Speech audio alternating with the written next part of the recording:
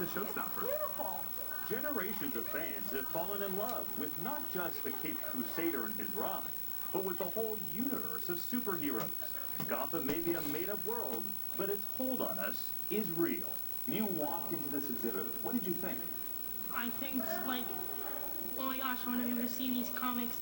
12-year-old Zachary Fisco and his 7th grade class are some of the 4,000 students who will be whisked through the exhibit during its 4-month run. They know who all the superheroes are, and yet they don't know the history. And I think it will give them ideas. I mean, I hope it will in terms of creating some of their own comic books or art. That inspiration comes from seeing the humble beginnings of extraordinary characters and the men who created them. We have Batman #1. For example, Batman's solo debut in this May 1939 issue, or Superman in Action Comics #1. Original sketches.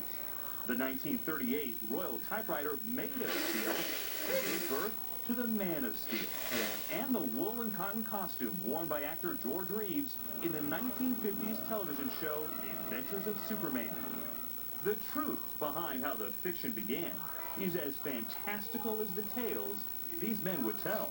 Many of the original creators were the first in their families to be born in the U.S., looking not to save the world, but just to survive in it during the Great Depression and then World War II, when the country desperately needed heroes.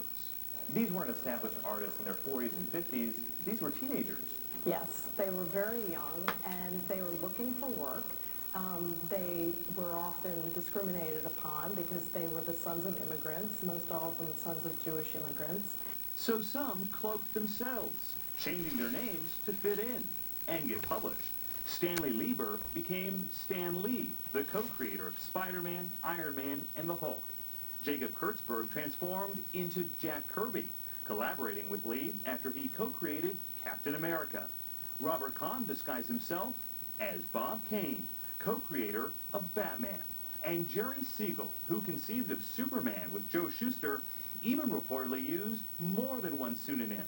The infamous Krypton is now the Man of Steel, Superman. From this first Superman cartoon in 1941, superheroes would eventually take flight as the gravity-defying media juggernaut we know today.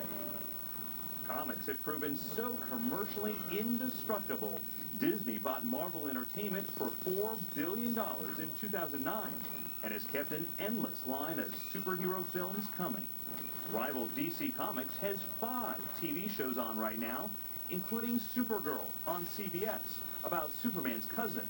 It debuted as the season's most-watched new show. And the comic conventions known as Comic-Con attract a rabid faithful, fueling a booming market. One estimate puts physical sales of comic books and graphic novels in 2015 at about $875 million, a record. We want younger people who will become artists at some point to